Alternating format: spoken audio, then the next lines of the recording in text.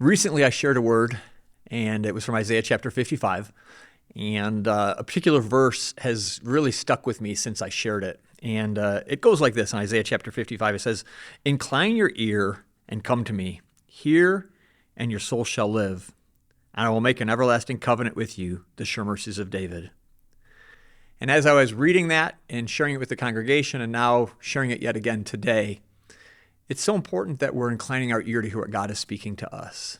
God has a message for us individually. He has a message for us as a body of believers, as a local church of believers, but I believe he also has a message for us as individuals.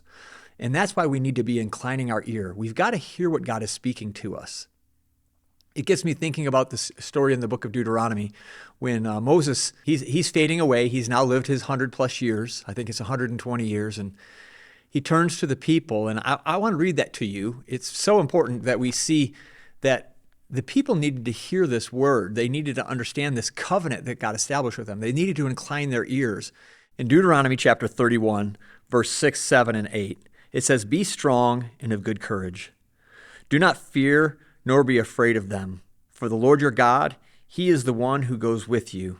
He will not leave you nor forsake you."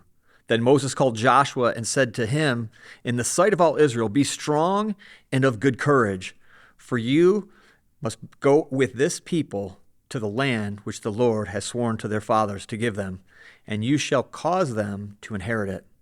And the Lord, he is the one who goes before you. He will be with you. He will not leave you nor forsake you. Do not fear nor be dismayed." As I was thinking about the significance of having an inclined ear, they were going into a whole new land, a whole new experience, something they've never entered into before.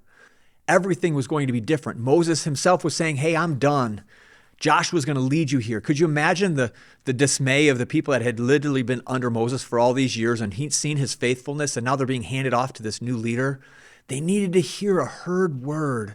They needed to incline themselves to the Lord and hear what he was speaking to them. And what they needed to know was that they were going into a new place, but they weren't to have fear.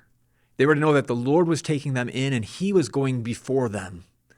Today, as you're listening to my voice, I want you to hear this. No matter what circumstance you're in, no matter what you're going through, no matter what's happening around you, the Lord, he goes before you. He's making a way. All he's asking you to do is follow him. So today I'm inviting you to incline your ear. What is God speaking to you? Oftentimes that comes right through the church that we attend and hear a word from the pastor and incline it to ourselves and write it down and tape it to a mirror or put it in my phone and just remind myself what that verse is again and again and again. But we've got to incline our ear and speak this thing and remind ourselves, God's not given us a spirit of fear. That's what Moses was declaring. There's a lot going on in our society today, and I hear a lot of Christians just rattling the same fear saber that everyone else is rattling. Let's not incline ourselves to be a people of fear. Let's incline ourselves to be a people of faith and know that our God goes before us and he's going to be the difference maker. God bless you. Thanks for joining me today.